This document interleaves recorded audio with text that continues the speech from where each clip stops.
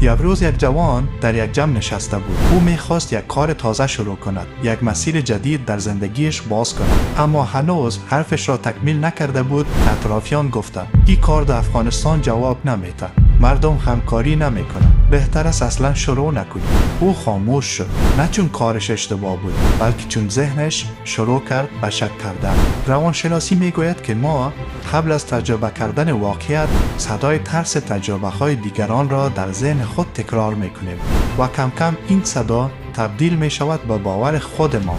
من نمیتوانم، فایده ندارد، بهتر است تلاش نکنم. در جامعه ما افغانا این حالت یک دلیل عمیق‌تر هم دارد. بسیاری از ما در شرایط بزرگ شده ایم که پر از جنگ، سختی، ناامنی و فشار بوده است. وقتی انسان سالها بیشتر با مشکل زندگی می کند، مغز به طور طبیعی یاد می گیرد که اول خطر را ببیند، بعد امید را. برای همین دلیل ما خیلی وقتها قبل از اینکه امکانها را ببینیم اول محدودیتها را میبینیم. قبل از اینکه حمایت کنیم اول قضاوت میکنیم.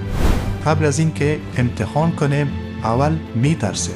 این یک ضعف اخلاقی نیست، یک عادت ذهنی است که از شرایط زندگی شکل گرفته. اما خبر خوب این است که هر عادت ذهنی قابل تغییر است و ذهنی که سالها روی ترس تنظیم شده میتواند دوباره یاد بگیرد، امید، اعتقاد و حرکت را هم ببیند.